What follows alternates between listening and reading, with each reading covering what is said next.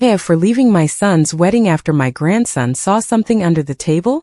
I was sitting next to my 7-year-old grandson at my son's second wedding when Leo squeezed my hand and asked to leave. It was not a tantrum or a sign of being tired. His lips were pale, his eyes were fixed on the tablecloth, and his voice is one I can still hear with perfect clarity. "Grandma, we have to go now." I leaned toward him. "What's wrong, sweetheart?" Leo swallowed hard, glanced sideways at the bride, then looked down. "You didn't see under the table, did you?" I carefully lifted the edge of the white linen tablecloth. Next to his chair, half tucked into a fold, was a small piece of paper folded into fourths. My hand trembled as I picked it up and opened it. The note read, "Table 8. The boys' plate. Add finely chopped shrimp. Make it unnoticeable." At our table, Leo was the only child. I felt the air catch in my throat. Leo had a severe shrimp allergy. Not a mild discomfort, not a simple rash. Years earlier, a sauce contaminated with shellfish had landed us in the emergency room. Everyone had known since then. My son Grant knew. I knew. Maya knew. The hotel ballroom had it clearly noted since the menu tasting. Ever since that first terrifying hospital visit, I always carried his emergency medication in my purse. I did not like to talk about it in front of Leo because it scared him, but every school, every party, and every family meal came with the same strict warning. No shrimp, no seafood broth, no cross-contaminated utensils. That is why the note was not a minor detail, not the whim of an overprotective grandmother.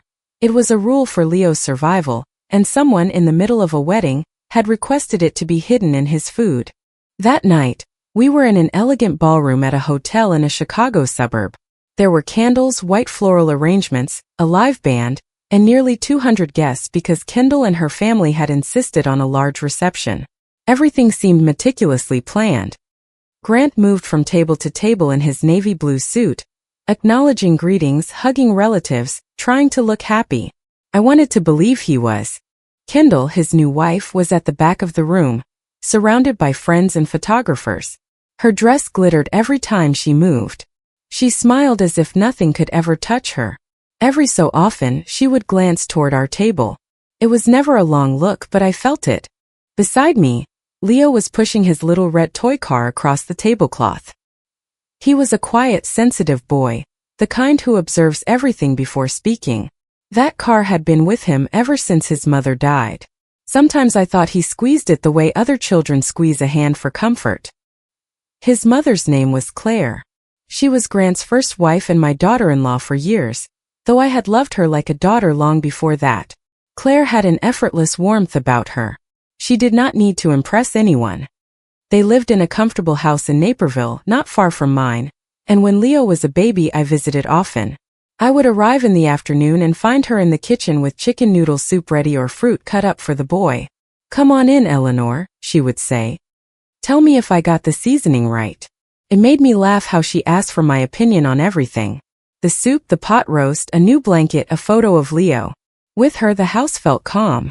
There was simple food, soft laughter, and a clean sleeping, well-cared-for child.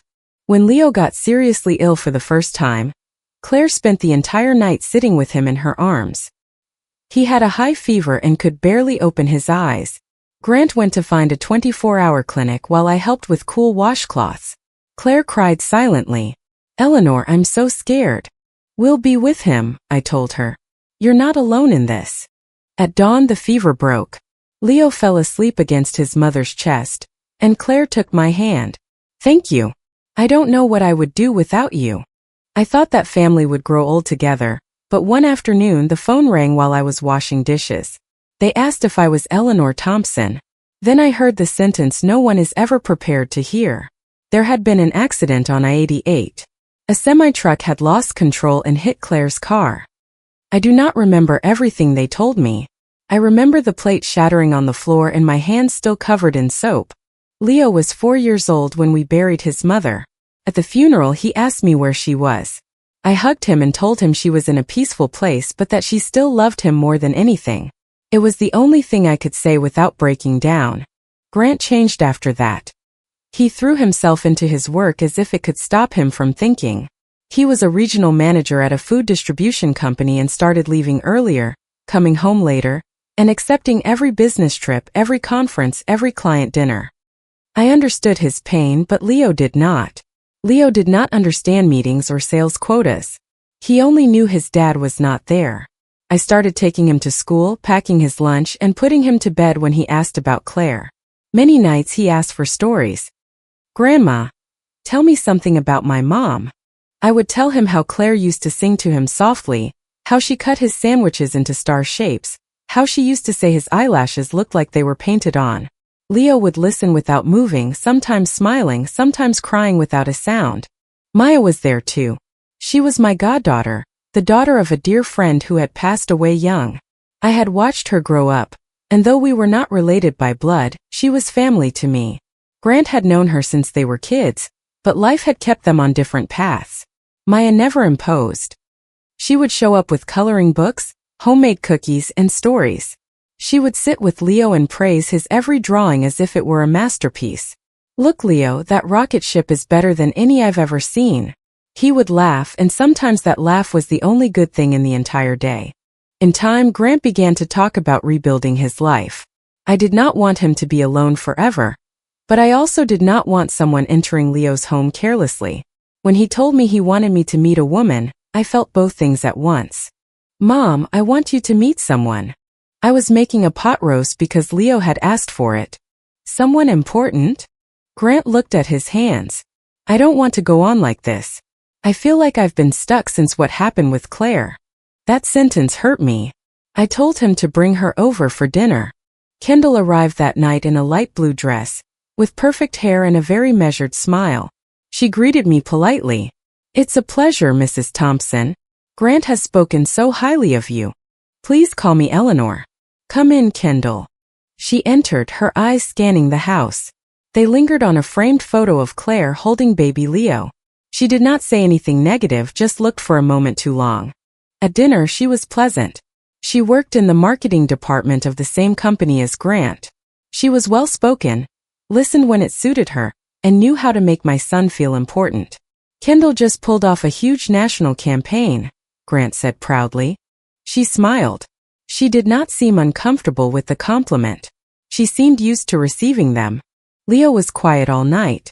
Kendall took a fancy chocolate bar from her purse and placed it in front of him. "This is for you. I heard you like chocolate." Leo looked at the chocolate, then at her, and slowly pushed it aside. Grant frowned. "Leo, she brought you a gift." I intervened. "He must just be tired."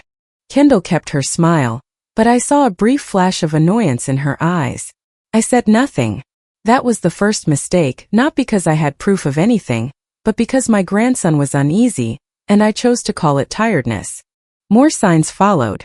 Kendall started coming to family lunches, gatherings, and birthdays. With adults she was charming. She treated Leo well when someone was watching, but the boy would shut down as soon as he saw her. One Saturday she wanted to take him to the park. "So we can get to know each other better," Grant said. He was not going. I hesitated, but I thought maybe I was the one preventing them from getting close.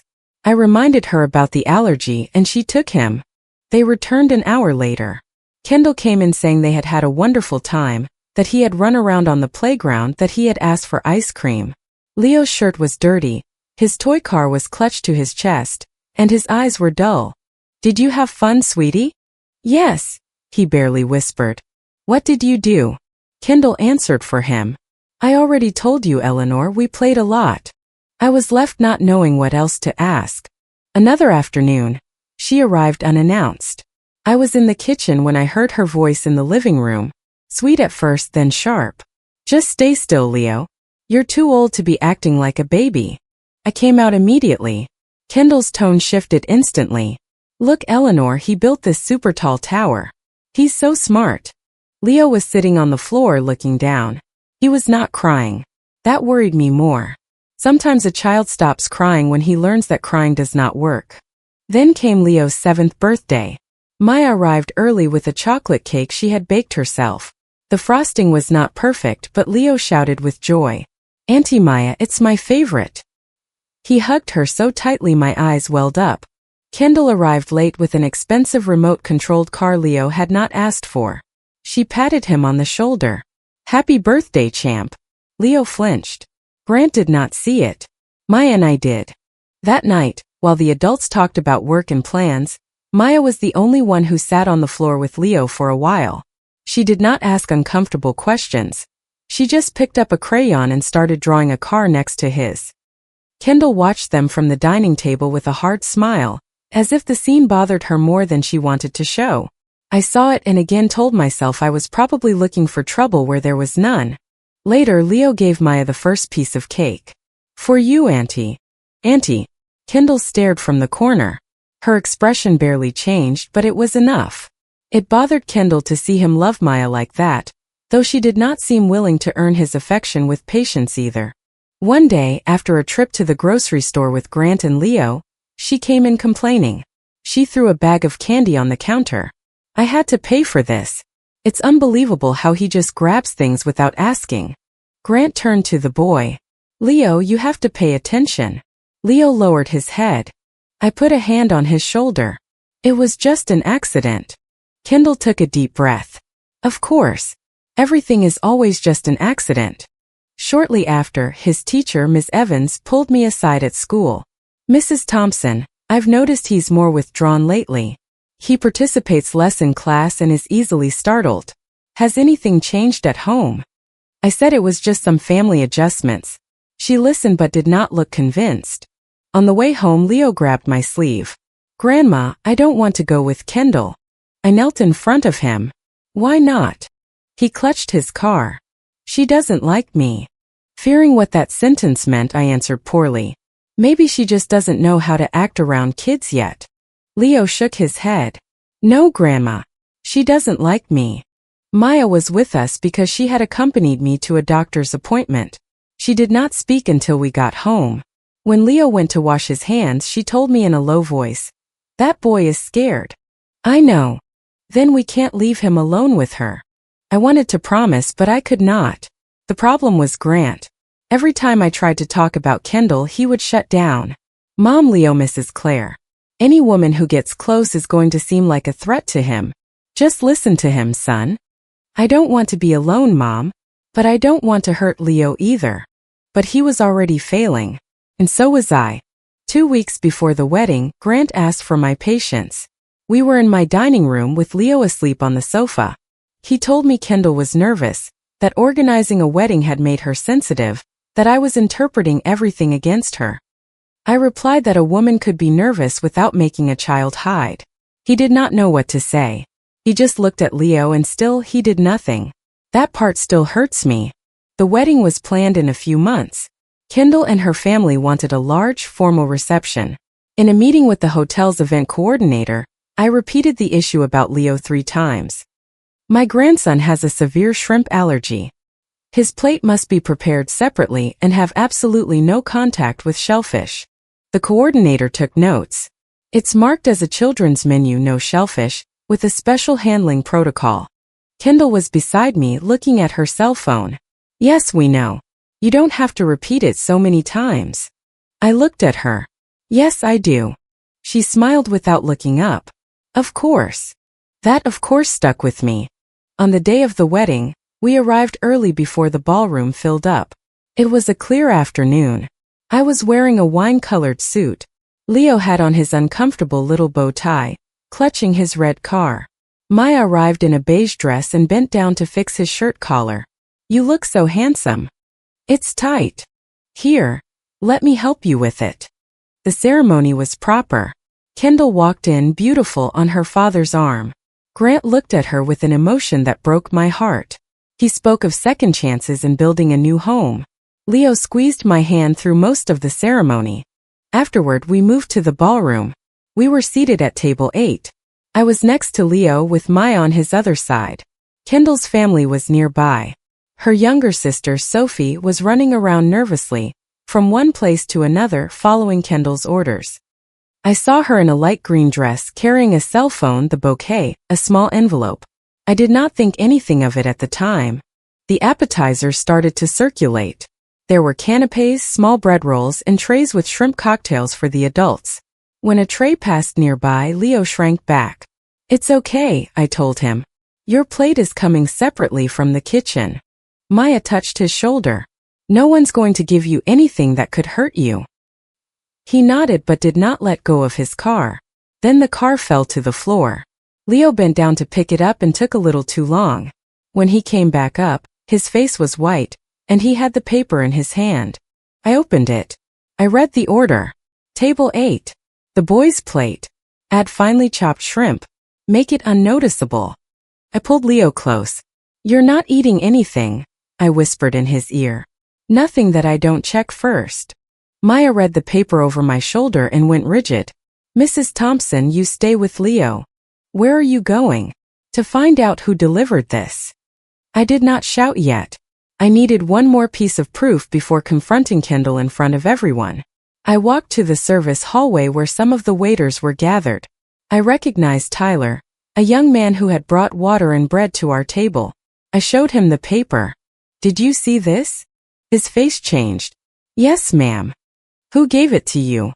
A young woman in a light green dress. She told me it was an urgent instruction for the banquet captain. I tucked it into my order pad, but when I left the bread at your table, it must have slipped out. I didn't see what it said. I was going to give it to the captain before the main course was served. The waiter swore it had not gone to the kitchen. I swear, ma'am, I did not know about the boy. My grandson could end up in the emergency room because of a piece of shrimp. Tyler turned pale. Ma'am, the kitchen has his plate flagged for a severe allergy. That note should not have been accepted like that anyway. He called the banquet captain over. The man checked his list and confirmed the same thing. The boy's plate has been marked as a severe allergy since the tasting. You do not change that with a little note, especially without speaking directly to the family. The captain looked at Tyler with contained anger but also with fear. He knew what a liability an allergy incident could be for a hotel. I did not want to argue about protocols. I wanted to know who had written that order, and why they had targeted Leo's plate. Well, let's clear this up right now. We can handle this privately, ma'am. I stared at him. No. Someone tried to tamper with my grandson's food. Do not ask me for discretion. I returned to the ballroom as the master of ceremonies was announcing the main course. I went to Leo. He was still hugging Maya. I'm here, I said. Then I raised my voice. One moment, please. The music softened. A few guests turned around. I repeated louder. Before you serve the food, I need everyone to hear this. The ballroom fell silent. Grant approached, confused. Mom, what's wrong? I handed him the paper. Read it. He read it, and the color drained from his face. Mom, read it out loud. He could not. His hand was shaking. So I did. Table 8. The boys' plate. Add finely chopped shrimp. Make it unnoticeable. A murmur spread through the tables. I continued before anyone could cover it up with excuses. My grandson, Leo grandson, has a severe shrimp allergy. The entire family knows. The hotel had it registered. This note could have sent him to the hospital, or worse. Kendall walked over, her surprise looking too clean. What is going on? What kind of a scene is this? That is what I want to know. She let out a short laugh. Eleanor, we're at a wedding. It must have been some kind of a bad joke. A joke. There's no name on the paper. You can't just accuse someone. I have not said your name yet, Kendall. Her smile hardened. Grant looked at her. Do you know anything about this? She widened her eyes as if he had just insulted her. Are you seriously asking me that? Answer me. Of course not. Maya stood up with Leo clinging to her. Leo has been afraid of you for months. Kendall spun toward her. You stay out of this. I'm getting involved because that boy almost ate something that could have ended his life. You've always wanted to be the good one, Kendall sneered. The perfect goddaughter, meddling in a family that is not yours. Maya took a deep breath. For a second I thought she was going to lose her temper. Grant saw it too and took a step to stop her. She did not move, just spoke in a low but firm voice. Do not tell me to be calm, Grant. Leo is trembling because of her. Kendall started to cry, but she did not look sorry. She looked furious at having lost control. The banquet captain came in with Tyler. I gestured to the young man. Tyler, tell my son what you told me. Tyler swallowed hard. Mr. Thompson, I received that note. A young woman in a light green dress from the bride's family gave it to me. She said it was an urgent instruction for the captain. Grant looked around the room. Tyler lowered his gaze toward Sophie. The girl began to cry. Sophie, Grant said, his voice strained. You gave him the note? Kendall looked at her with a clear threat. Sophie covered her mouth. I did not know what it said. Shut up, Kendall hissed. Everyone heard her. Sophie trembled. Kendall asked me to give it to the waiter. She told me it was just a special instruction for the kitchen. I did not know it was for the boy. Shut up, Sophie. I can't, she cried. I did not know, I swear I did not. A murmur of horror grew in the room. One of Grant's aunts started to cry. His uncle Robert stood up. How could you do something like that to a child? Kendall looked desperately at Grant. They're setting me up. Your mother never liked me. Maya did not either. Even the boy rejected me from day one. Grant looked at her as if he could finally see her completely. Did you ask Sophie to deliver the note? No. Sophie is just. Yes, she asked me to, Sophie sobbed. Maya hugged Leo tighter. Let's ask for the ballroom's security footage. The service entrance, the bar, the main hallway. Everything can be reviewed. Kendall fell silent. Grant stopped asking. He already understood. The hotel manager asked an employee to secure the camera recordings. That made several guests realize this was not an exaggerated family scene, but something serious. Kendall's family remained silent. No one wanted to be the first to defend her, nor the first to condemn her. In that silence, Sophie seemed to shrink. Grant took a step back. Kendall. She tried to approach him. Honey, listen to me. Do not call me that. It was a stupid thing to do. I did not think. She stopped. It was too late. I felt a burning in my throat. You did not think he could stop breathing? That he could end up in an emergency room? That his life could be at risk at your own wedding? Kendall looked at me with pure rage. You always judged me and I still tried to accept you. That boy never liked me. Grant lifted his face. His eyes were red. He is my son. Kendall clenched her jaw. I just wanted everyone to stop treating him like the entire world had to revolve around him. The sentence left the room frozen. Leo hit his face against Maya. Grant spoke slowly and clearly. Leave. Kendall paled. We just got married. And you have just shown me who you really are. The hotel manager approached with security.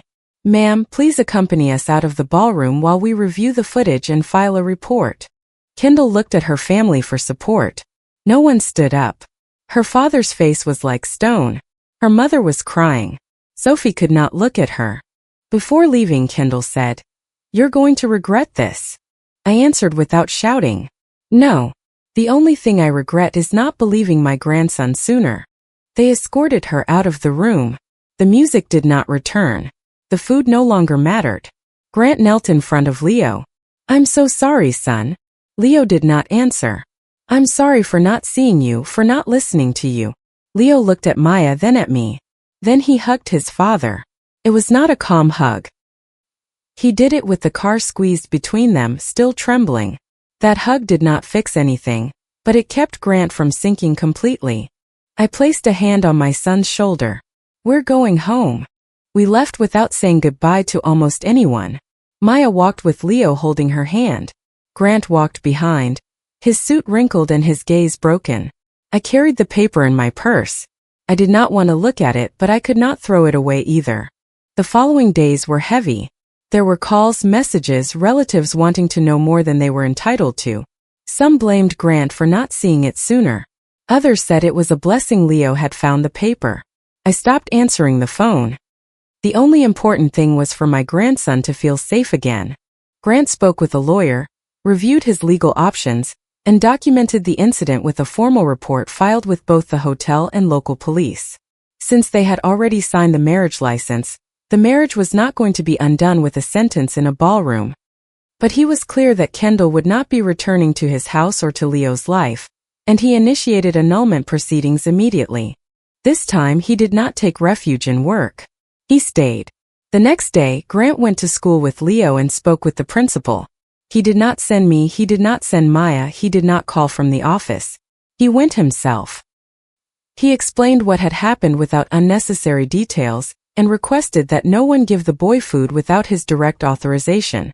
When he came back, he told me that Leo had not let go of his hand the entire walk into the school. He said it with pain but also with a new sense of responsibility. He started taking Leo to school, checking his food, talking with his teacher, and learning to ask questions without pressure. One night, I found him in the dark kitchen. "I did not see it, Mom," he told me. "My son was asking me for help, and I just did not see it." I sat across from him. "Then see him now. Every single day. I don't know if he'll forgive me." Do not ask him to forgive you quickly. Earn his trust back with your actions. Grant cried silently. I did not console him right away. Sometimes a mother also has to let her son feel the weight of what he did wrong. Then I took his hand. "You still have time.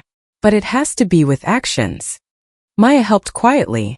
She prepared safe lunches, checked labels, and wrote little notes for Leo. Not grand phrases but simple things. "I packed you an apple today.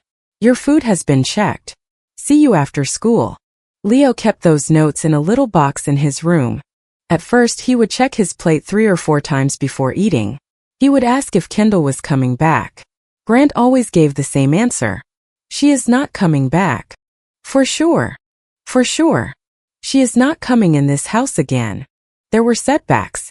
One afternoon at a family barbecue, a cousin offered Leo a snack with no ill intent, and he burst into tears. Grant did not get upset. He did not tell him he was overreacting. He simply removed the plate, took him out to the backyard, and stayed with him until he could breathe calmly. When they returned, my son told everyone in a firm voice that no one was to offer Leo food again without asking him or me first. That was a better apology than any words could be. Over the weeks, Leo began to eat with less fear. His teacher called to say he was participating a little more in class. He still got startled easily, but he no longer spent recess alone. I cried after hanging up the phone. Maya never tried to take Claire's place. On the contrary, she spoke of her with respect and love. "Your mom loved you so much," she would tell Leo. "You knew her." "Yes. And she would have loved to see you run this fast." That healed more than pretending the past did not exist. Several months later, we were having dinner at my house. We were having macaroni and cheese because Leo had requested it. It was Grant, Maya, Leo, and me. Nothing fancy, just deep bowls, a pitcher of iced tea, and a tranquility that still felt new and fragile. Leo looked at Maya. "Auntie Maya, can you stay forever?" She froze, a forkful of macaroni halfway to her mouth. "I don't want you to be my new mom," he continued, with a child's simple logic. "My mom is my mom. But I want you to be here because you take care of me." Maya cried without making a scene. "I will be here, Leo. Without taking your mom's place. Just to take care of you." Grant looked down at his plate. It hurt him, and it was right that it did. The relationship between Grant and Maya did not happen overnight, and I am grateful for that. He did not need another wedding to cover his guilt. He needed to learn to be a father again. She did not need to be anyone's prize. She needed to be respected for who she was. Almost a year later, Grant came to see me with Leo and Maya. All 3 of them looked nervous. I was watering the hydrangeas on the patio. "Mom," he said, "we want to talk to you." I put down the watering can. "Maya and I want to give this a try." Slowly, without forcing anything with Leo, without ever erasing Claire. "I know I have things to fix, and I do not want to put that on her." Maya looked down for a second, then met my eyes. I looked at Leo. "And what do you think, sweetheart?" He shrugged, but he was smiling. I already knew. "Oh, you did?" Maya asked, a sound that was half a laugh and half a sob. "Yeah. My dad gets all weird when you come over." For the first time in a long time, I laughed a real deep laugh. I hugged my son. "You take good care of what you're building. And do not put the burden on Maya to fix what you need to fix." Then I hugged Maya. "And you, do not you dare carry what Grant has to fix." "I won't, Eleanor," she told me. That night after they left, I thought of Claire. I thought about how much we all still missed her. Claire was still missing from our lives. That had not changed. But I also thought that Leo was finally running around the yard again without constantly looking toward the front door. I kept the note for months. Not out of morbid curiosity. I kept it because I needed to remember that I had failed, too. Leo gave me signs long before that wedding. The teacher warned me. Maya told me. And I waited too long because I did not want to make Grant uncomfortable. What saved Leo was him looking under a table. But we should have listened to him long before that. That is why I am telling this story. Not to repeat the harm or to turn it into family gossip. I am telling it because there are children who do not know how to explain what is happening to them, but they show it. They get quiet, they flinch, they refuse a treat, they ask not to go somewhere with someone. And sometimes we adults, not wanting to disrupt the peace, just ask them to endure it. I had to ask him for forgiveness too.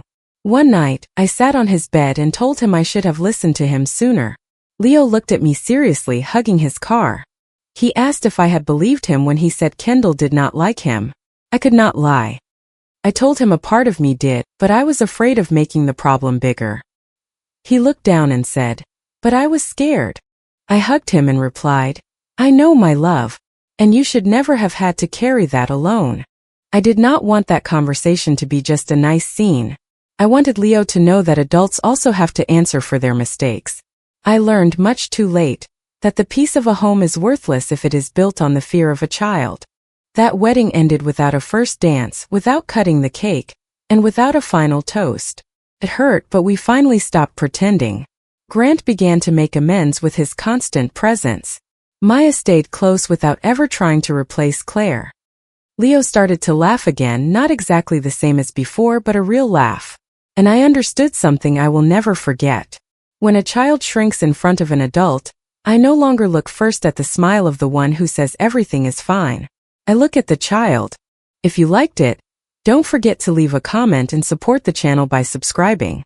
See you in the upcoming stories.